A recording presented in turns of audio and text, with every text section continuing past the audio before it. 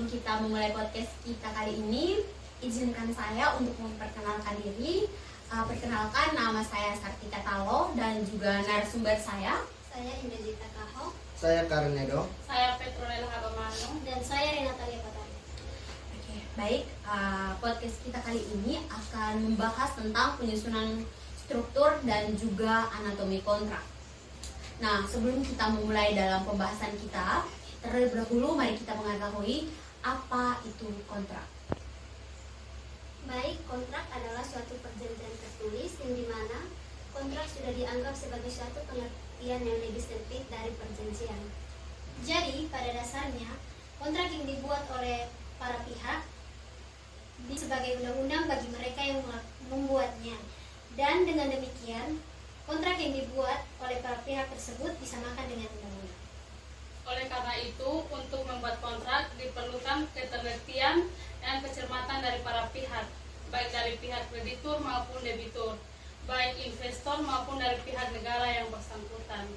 Nah, teman-teman, tadi narasumber saya sudah menjelaskan apa itu kontrak. Kontrak itu merupakan suatu perjanjian yang dibuat oleh para pihak atau sebagai sebuah undang-undang antara pihak kreditur dan juga debitur. Nah, teman-teman, kita akan masuk kepada pembahasan kita yang pertama, yaitu tentang tahap penyusunan kontrak. Nah, dalam penyusunan kontrak ini meliputi apa saja?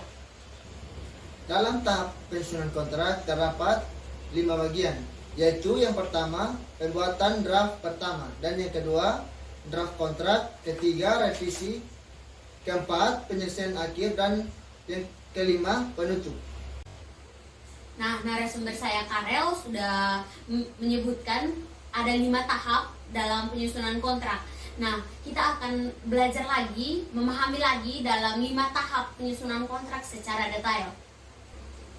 Baik, dalam pembuatan draft pertama, yang pertama ada judul kontrak, yang dimana judul tidak mempengaruhi keabsahan kontrak namun sebagai identitas. Yang kedua ada pembukaan, biasanya yang berisi tanggal pembuatan kontrak. Yang ketiga ada pihak-pihak dalam kontrak, pihak yang dimaksudkan yaitu perorangan dan badan hukum. Dan yang keempat ada racita, yang berisi latar belakang suatu keadaan dalam kontrak untuk menjelaskan mengapa terjadi perikatan. Yang kelima ada isi kontrak. Dalam isi kontrak terdapat inti kontrak yang memuat apa yang dikehendaki, hak dan kewajiban termasuk penyelesaian sengketa. Dan yang keenam ada penutup, yaitu tata cara pengesahan suatu kontrak. Yang kedua draft kontrak, yaitu proses pertukaran ini bagian dari proses negosiasi di antara para pihak yang akan membuat kontrak. Yang ketiga adalah revisi. Jika dirasakan ada yang tidak sesuai, maka draft kontrak tersebut perlu dilakukan perbaikan. Yang keempat adalah penyelesaian akhir, memastikan kembali seluruh klausula sudah disepakati oleh para pihak. Dan yang terakhir dalam tahap penyusunan kontrak ada penutup, di mana dalam penutup ini dijelaskan bahwa penandatangan kontrak oleh para pihak masing-masing. Nah, teman-teman, tadi sudah dijelaskan secara detail mengenai tahap penyusunan kontrak, dan kita akan masuk kepada pembahasan kita yang kedua, yaitu mengenai struktur dan anatomi kontrak. Nah, teman-teman, apa saja yang harus diperhatikan dalam kita membuat struktur dan anatomi kontrak? Baik, dalam struktur dan anatomi kontrak, pada dasarnya susunan dan anatomi kontrak dapat digolongkan menjadi 3 bagian. Yang pertama yaitu bagian pendahuluan, isi, dan penutup. Oke, baik. Tadi narasumber saya Indah sudah menyebutkan dalam struktur dan anatomi kontrak itu bagian apa saja yang harus kita perhatikan, yaitu ada bagian pendahuluan. Bagian pendahuluan itu meliputi apa saja? Yang pertama adalah subbagian pembuka, dibagi menjadi 3 bagian. 1. Sebutan atau nama kontrak dan penyebutan selanjutnya atau penyingkatan yang dilakukan. Yang kedua adalah tanggal dari kontrak yang dibuat ditandatangani. Yang ketiga tempat dibuat atau ditandatangani kontrak. Yang kedua ada subbagian pencantuman identitas para pihak, yaitu dalam subbagian ini dicantumkan identitas para pihak yang mengikatkan diri dalam kontrak dan siapa-siapa yang menandatangani kontrak tersebut. Dan subbagian yang terakhir adalah subbagian penjelasan, di mana pada bagian subbagian ini diberikan penjelasan mengapa para pihak mengatakan kontrak tersebut atau sering disebut dengan premis. Nah, teman-teman, tadi sudah dijelaskan oleh narasumber saya mengenai subbagian dan juga subpencantuman. Nah, kita akan masuk kepada bagian yang kedua, yaitu bagian isi. Dalam bagian isi tersebut, apa saja yang harus kita perhatikan dalam bagian isi kontrak? Baik, dalam bagian isi terdapat 4 hal yang tercantum dalam bagian isi. Yang pertama ada klausula definisi, yang kedua ada klausula transaksi, yang ketiga ada klausula spesifik, dan yang terakhir ada klausula ketentuan umum. Nah, tadi di bagian isi ini narasumber saya Renatalia sudah menyebutkan ada 4 hal yang tercantumkan dalam bagian isi. Nah, dalam 4 hal itu yaitu klausula definisi, klausula transaksi, klausula spesifik, dan juga klausula ketentuan umum akan dijelaskan lagi secara detail oleh narasumber saya. Bagian isi yang pertama adalah klausula definisi. Di dalam klausula ini biasanya dicantumkan berbagai definisi untuk keperluan kontrak. Yang kedua adalah klausula transaksi. Klausula transaksi adalah klausula yang berisi tentang transaksi. Dan yang kedua spesifik, klausula tersebut tidak terdapat dalam kontrak dengan sanksi yang berbeda. Dan yang keempat ada klausula ketentuan umum yang seringkali dijumpai dalam berbagai kontrak dagang maupun kontrak lainnya. Oke, tadi sudah dijelaskan sudah 2 bagian yang sudah dijelaskan, yaitu bagian pendahuluan dan juga bagian isi. Nah, bagian terakhir yaitu bagian penutup. Dalam bagian penutup, hal apa saja yang perlu diperhatikan oleh para pihak? Baik, dalam bagian penutup terdapat 2 bagian. Yang pertama yaitu subbagian kata penutup atau closing, dan yang kedua subbagian ruang penempatan tanda tangan. Subbagian kata penutup biasanya menerangkan bahwa perjanjian tersebut dibuat dan ditandatangani oleh pihak-pihak yang memiliki kapasitas untuk itu. Yang kedua, subbagian ruang penetapan tanda tangan, yaitu tempat pihak-pihak menandatangani perjanjian atau kontrak dengan menyebutkan nama pihak yang terlibat dalam kontrak, nama jelas orang yang menandatangani, dan jabatan dari orang yang menandatangani. Oke, baik.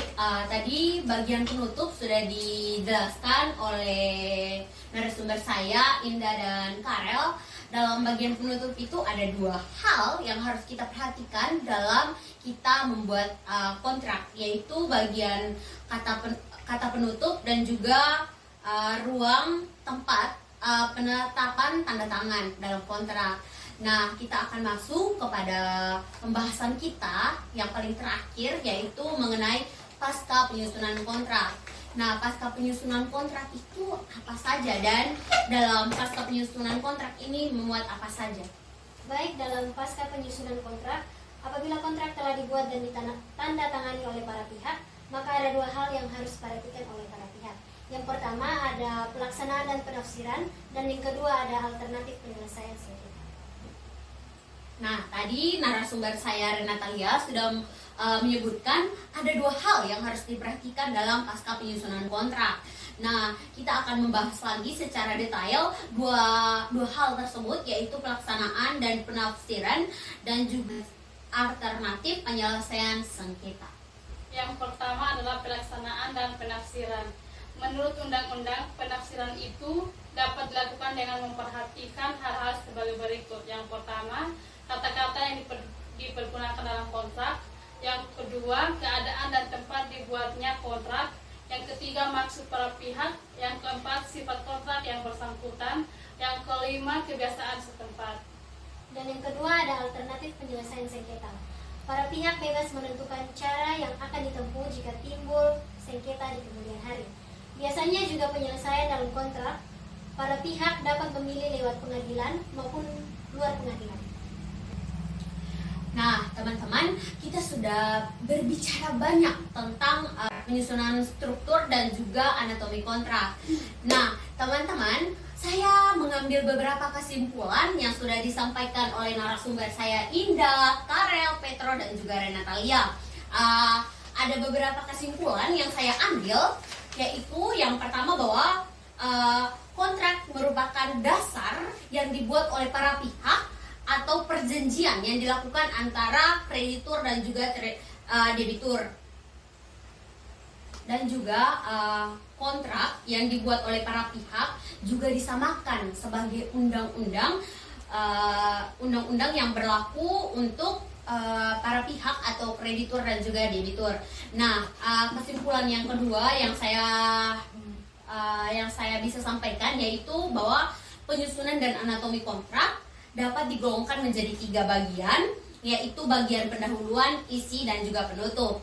Nah, kesimpulan yang terakhir yaitu kontrak ketika sudah dibuat ada 2 hal yang harus diperhatikan oleh para pihak atau pihak kreditur dan juga debitur, yaitu dalam pelaksanaan dan penafsiran serta alternatif penyelesaian sengketa. Karena daripada itu, jika teman-teman ingin membuat suatu kontrak atau juga sebuah perjanjian, teman-teman harus memperhatikan tahap-tahap yang tadi sudah dijelaskan dan juga bagian-bagian apa saja yang harus dicantumkan dalam sebuah kontrak yang akan dilakukan. Burung kenari, burung cendrawasih. Sekian dan terima kasih podcast dari kami. Bye-bye.